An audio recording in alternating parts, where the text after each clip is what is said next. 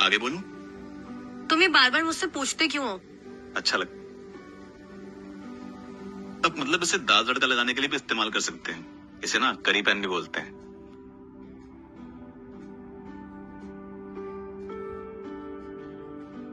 और ये है, इससे तड़का लगाते हैं, पता है मुझे। हाँ वो तो मुझे पहले दिन पता लग गया था कि तुम तड़का जोरदार लगाती हो। जिस दिन लगाया उस दिन पता चलेगा। कुछ कहा ना तुमने? नहीं, लिख रही थी। अच्छा,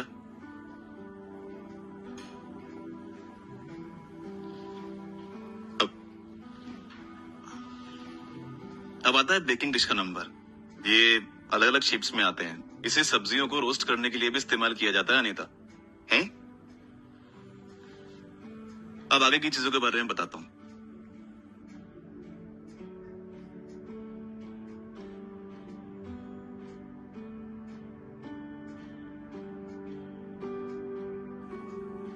और ये है चकला बेलन। क्या मुझे चकला बेलन का नहीं पता होगा? ये गोल वाला चकला है और इस पे बेलन की मदद से रोटी बेलते हैं। पर क्या तुम्हें ये पता है कि बेलन को इंग्लिश में क्या कहते हैं? Rolling pin. चकला संगमरमर का भी हो सकता है और लकड़ी का बना भी हो सकता है। पर बेलन तो लकड़ी का ही होता है। ये बात तो सही है।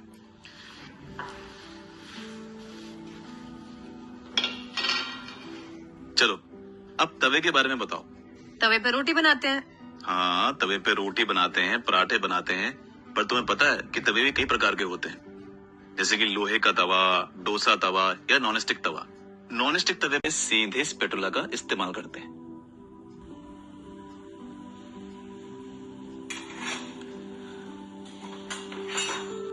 और ये होता है स्लॉट स्पैटुला, यानी कि जालीदार। कभी पूड़ी कचौड़ी तलनी हो तो हम इसका इस्तेमाल करते हैं। ये होता है विस्क, जैसे पकौड़े के लिए बेसन फेंटना हो और ऑमलेट के लिए अंडे फेंटने हो तो हम इसका इस्तेमाल करते हैं। इससे अच्छी तरह से फिट जाता। ये सब तो पता है महेश जी।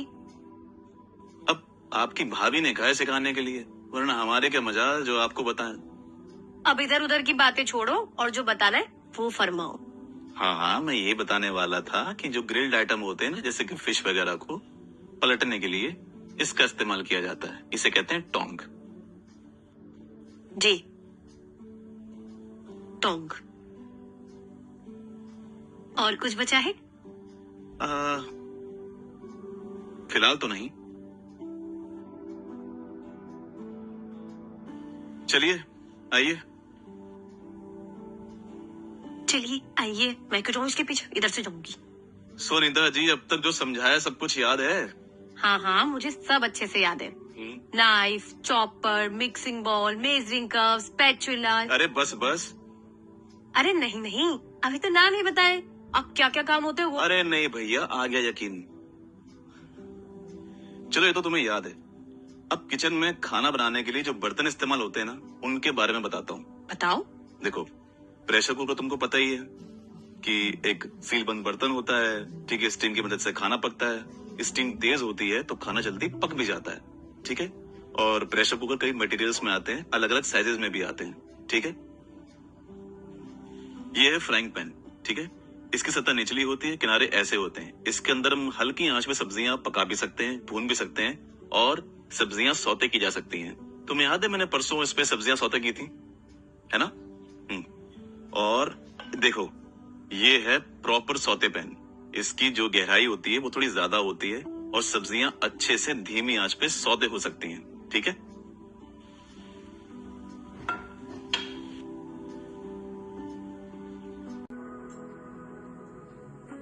ठीक है जी। समझ तो गई हूँ, बस कोई गलती ना हो। अरे नहीं होगी, गलती ना हो, गलती ना हो। देखिए, फॉर्मल डिनर सेटिंग में ना डेजर्ट भी आता है, यानी कि मीठा। और डेजर्ट स्पून को प्लेट के ऊपर की तरफ रखा जाता है, ऐसे। और ध्यान रहे, इसका जो हैंडल है वो दाईं ओर रहेगा। ठीक है? ठीक है। उसके बाद आती है रोटी प्लेट, यानी कि ब्रेड प्लेट। उसको रखते हैं हम बाईं ओर कांटे के इस तरफ, थोड़ा सा ऊपर की तरफ, ऐसे। हाँ। और फिर हम रखते हैं ये वाइन ग्लास कोस्टर के साथ। डिनर स्पून के ऊपर की तरफ। हाँ, और फिर आता है पानी का गिलास, दाईं तरफ ऊपर की ओर, डिनर स्पून और नाइफ के ऊपर। Water glass. हाँ। महेश जी, ये किस लिए? अरे ये मैंने बताया था ना आपको पिछली बार, करी बॉल्स। हाँ, ये रखी जाती हैं ठीक पानी के गिलास के साथ में, यानी कि दाईं ओर, इस तरीके से। कटलरी क्रॉकरी के बाद बारी आती है नैपकिन की, जिसे आप फोक के बाईं ओर ऐसे या फिर फोक के नीचे भी रख सकते हो, इस प्रकार से। ऐसे? हाँ, सैलेड फोक आगे। बिल्कुल सही। अच्छा, बात बताओ, तुम्हें नैपकिन फोल्ड करना आता है? अरे हाँ, मैं पूछने ही वाली थी कि नैपकिन को फोल्ड कैसे करते हैं। उसमें क्या है, अभी सिखा दूंगा। ठीक है।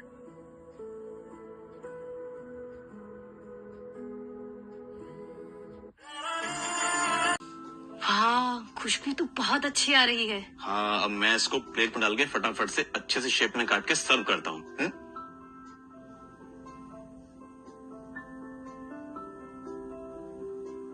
महेश जी, ये दिखने में तो बहुत अच्छा लग रहा है। हाँ। पर मुझे बिजली वाला भी अरे, दिखाओ। बिजली पहले तवे वाला तो सीख लो, तुम्हारा जिद्दी बहुत हो। एक बार अगर कुछ ठान लिया तो बस उसके पीछे पड़ जाती है, बिजली बिजली बिजली बिजली। अच्छा ठीक है। पल भर के लिए कोई हमें प्यार कर ले, झूठा ही सही। अरे, तुम यहाँ गाना गा रहे हो?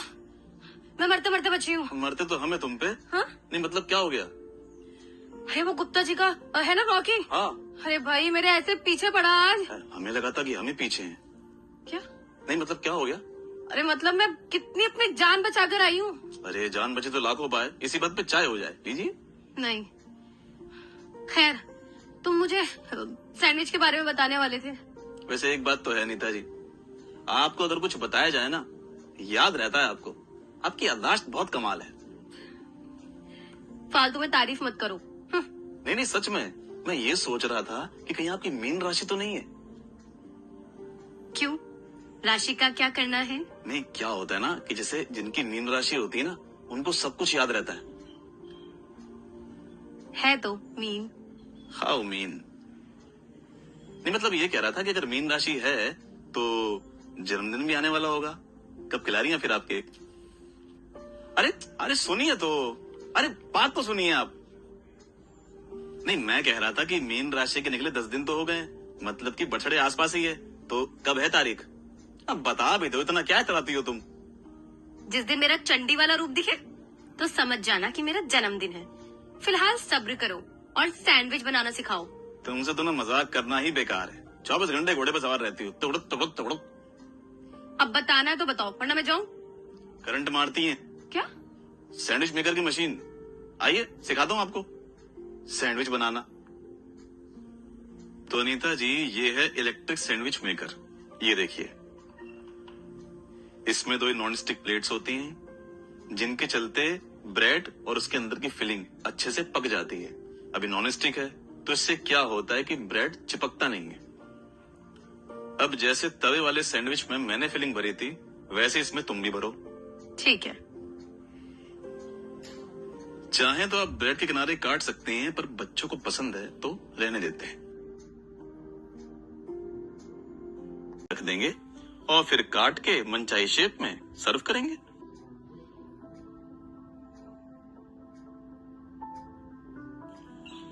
God bless you.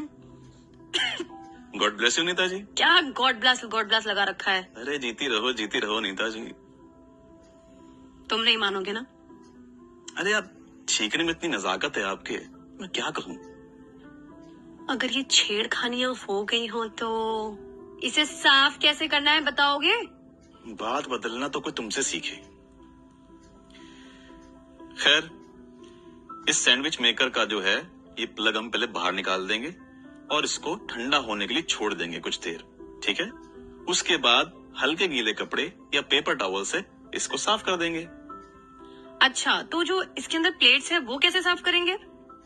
इसको भी ऐसे ही हल्के गीले कपड़े से साफ कर सकते हैं। देखो, कुछ सैंडविच मेकर्स में क्या होता है कि ये प्लेट रिमूव की जा सकती है, तो उसको बाहर निकाल के पानी से धो सकते हैं। ठीक है, तो मैं कपड़ा लेकर आती हूँ साफ करने के लिए। हाँ बिल्कुल, यहाँ से आप साफ कर सकते हैं।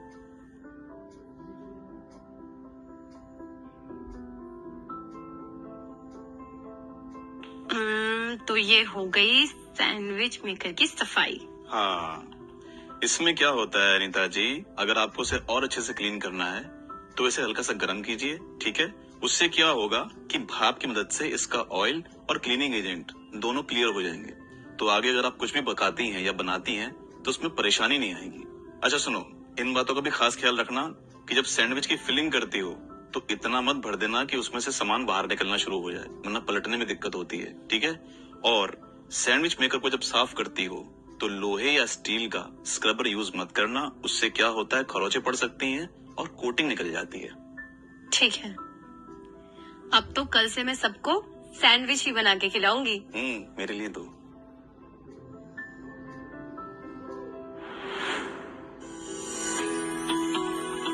इस वीडियो में हमने सीखा कुछ सिंपल सैंडविचेस बनाने का तरीका। समझाने के लिए नहीं, इस फूल के लिए। अच्छा, मैं जाऊं?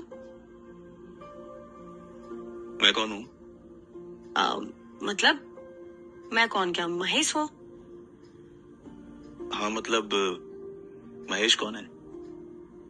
महेश मतलब अगर तुम्हारी माँ तुमसे पूछे कि महेश कौन है तो तुम क्या जवाब दोगी? मम्मी क्यों पूछेगी? अच्छा चलो, अगर तुम्हारी बहन तुमसे पूछती है कि महेश कौन है तो तुम क्या कहोगी? कभी तो सीधा जवाब दिया करो। हाँ, मैं कहूंगी महेश एक कुक है। बस एक कुक? हाँ, एक बहुत अच्छा कुक है। अच्छा, तो बस ये एक कुक किसी के जन्मदिन पर उसके लिए क्या तोहफा लाएगा? तोहफा?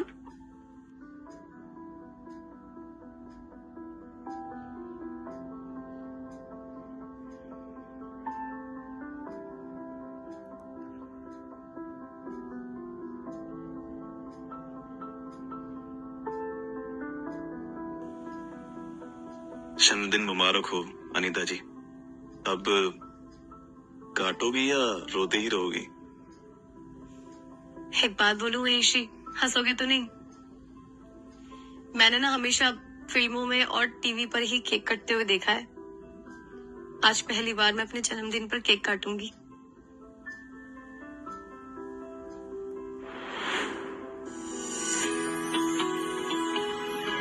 इस वीडियो में हमने सीखा टी ट्रे सेट करने का सही तरीका, चाय सर्व करने का सही तरीका और स्नैक्स सर्व करने का सही तरीका। और बढ़ जाता है। और स्वाद, वो कैसे? चाय की सर्विंग इतनी शानदार होनी चाहिए कि बस चाय की प्याली से पता चल जाता है कि बनाने वाले ने कितने मन से बनाई है। उसकी बहुत अहमियत होती है। ये तो है। चलो तुम्हें अलग अलग तरीकों से चाय सर्व करना सिखाता हूँ, ठीक है। उसमें चाय के कप के साथ साथ सर्व करने वाली ट्रे भी सुंदर और मनमोहक होनी चाहिए। ठीक है। अब अनीता जी, चाय की ट्रे को सजाने से पहले ये बात जानना जरूरी है कि चाय की जो ट्रे है वो कप के हिसाब से ली जाए, ना ज्यादा बड़ी और ना ज्यादा छोटी, ठीक है। और अगर आप चाय के साथ कुछ सर्व कर रही हैं तो वो भी उस ट्रे के अंदर आसानी से फिट हो जाए खूबसूरती के साथ। सबसे पहले ट्रे के अंदर एक कपड़ा बिछाएंगे इस तरह। इससे ट्रे सुंदर दिखती है और ट्रे की सतह खराब भी नहीं होती। मैं ध्यान रखूंगी कि ट्रे पे हमेशा कपड़ा बिछाऊं। देखिए, ये है टी पॉट। इसको हम गर्म पानी और चाय पत्ती से 1/3 भरते हैं जिससे कि ये गिर ना जाए। इसके साथ आता है मिल्क पॉट यानी कि दूध का बर्तन। उसके बाद आता है ये शुगर बॉल यानी कि चीनी का बर्तन। समझ गई। शुगर बोल मतलब चीनी की कटोरी और मिल्क पॉट मतलब दूध का बर्तन। बिल्कुल सही। नीता जी, टी पॉट रखने के 2 तरीके होते हैं ट्रे में। पहला होता है सेंटर में रखना। इससे क्या होता है, ट्रे का बैलेंस बना रहता है और ट्रे सुंदर भी लगती है। ये होता है गोलाकार या अंडाकार ट्रे के लिए बेस्ट। ठीक है। दूसरा तरीका होता है टी पॉट को बीच में ना रख के थोड़ा सा साइड रखना या बिल्कुल किनारे पर रखना। पर इस बात का ध्यान रखना कि जब भी तुम टी पॉट रखो तो उसका हैंडल बाहर की ओर निकला होना चाहिए ताकि पकड़ने और सर्व करने में आसानी रहे। और ये क्वार्टर प्लेट में सर्व करनी है ना चाय? नहीं था, ये क्वार्टर प्लेट नहीं होते, इसे कहते हैं सॉसर। सॉसर? हाँ, ये कप के नीचे रखे जाते हैं इस तरह से। वैसे तो सॉसर कप ट्रे में कहीं भी रखे जा सकते हैं, पर कप्स को एक लाइन में रखना ज्यादा सुंदर दिखता है। अच्छा ये बताओ, कप्स को टी पॉट की आगे की ओर नहीं रख सकते क्या? रख सकते हैं, पर ध्यान रहे जब भी तुम कप रखते हो टी पॉट के आगे या टी पॉट के साइड में, उन कप के बीच की दूरी बराबर रहे। इससे क्या होता है कि ट्रे देखने में सुंदर और आकर्षक लगती है। चलिए आपको रख के बताता हूँ, ठीक है। सबसे पहले आता है ये टी पॉट, इस तरह, ठीक है। उसके बाद आता है ये मिल्क पॉट यानी दूध का फुई आ जाती है? और हाँ, हर खाने की चीज की ना एक एक्सपायरी डेट होती है। एक्सपायरी डेट पता है ना?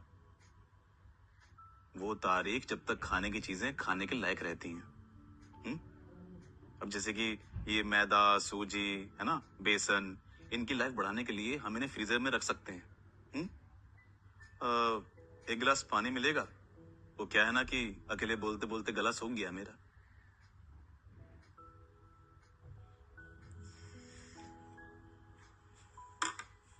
बढ़ाया टीचर, गला सूख गया है मेरा, बोला ही कितना है।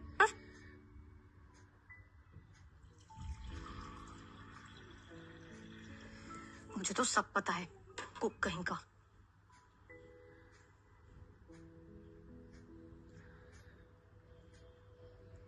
पानी। हाँ।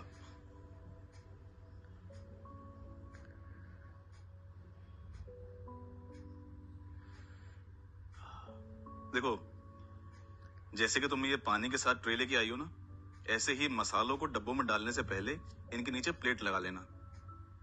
क्या है कि पानी गिरा अगर टेबल पे तो पानी सूख जाएगा, और अगर मसाला नीचे गिरा तो उसकी महक काफी समय तक नहीं जाती। और सोचो अगर टेबल से हल्दी की महक आ रही होगी तो कैसा लगेगा? और इस बात का तो खास ख्याल रखना कि मसालों को लहसुन, प्याज और क्लीनिंग प्रोडक्ट जैसी चीजों से अलग रखना चाहिए, क्योंकि क्या होता है ना कि ये बहुत जल्दी इनकी खुशबू अपने अंदर ले लेते हैं। ये मुझे पता नहीं था। चलो, मैं किसी काम तो आया। अब आते हैं फ्रूट्स और वेजिटेबल्स पे। देखो, फ्रूट्स और वेजिटेबल्स को अलग अलग तापमान पे ही रखना चाहिए, क्योंकि दोनों को अलग टेम्परेचर की जरूरत होती है। अब जैसे कि केला है, बेरीज, ऐसे फ्रूट्स को ना हमेशा फ्रिज में रखते हैं ताकि वो खराब ना हो जाए। और आलू, प्याज तो तुम बाहर भी रख सकते हो, ठीक है। और अगर कोई सब्जी फ्रिज में रखनी भी है तो ध्यान रहे कि बैग में रखना, और बैग कागज का होना चाहिए। फल और सब्जी को बार बार मत धोना, वरना उससे वो खराब हो जाएंगे। ऐसे कौन करता है? क्या कहा? नहीं, आप बताइए। जी, अच्छा, फल सब्जियों को ना कभी साथ में मत रखना, और ना ही एक के ऊपर दूसरी। और ध्यान रखना कि उसे मांस मच्छी से भी दूर रखा जाए। क्या है कि एक सब्जी अगर खराब हुई तो बाकी सब्जी को भी खराब कर देगी, है ना। ये तो हो गया किचन का सामान। तो बाथरूम की बात करें? जी? नहीं, वहां पर कैसे चीजें सजानी है वो बताना पड़ेगा ना। देखो, बाथरूम की ग्रोसरी में जैसे कि टॉयलेट पेपर, शैम्पू, है ना, टूथपेस्ट, सोप इत्यादि, ये सब एक ड्रॉर में रखा जाता है, ठीक है। और ज्यादा इस्तेमाल होने वाली चीजें हैं उनको कोशिश करो आगे की तरफ रखो, और छोटी छोटी एक जैसी चीजें उनको एक बास्केट में रखा जाता है ना। इससे क्या कि बाथरूम सुंदर दिखता है और ढूंढने में भी आसानी होती है। समझ में आएगा ना तुमको? जी। तो मैं अपने लिए चाय बनाने जा रहा हूँ, आप लेंगी मैडम? हंसमुख हैं आप।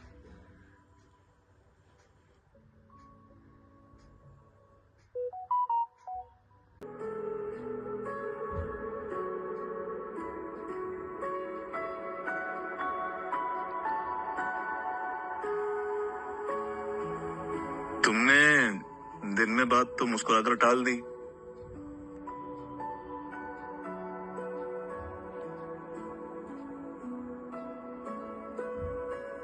अच्छा चलो, नहीं बताना है तो मत बताओ, लेकिन मेरा मानना है कि कोई परेशानी हो, कोई दुख हो तो कह देना चाहिए, मन में दबा के नहीं रखना चाहिए। दुख है इसका मतलब ये थोड़ी है कि रोती रहूंगी।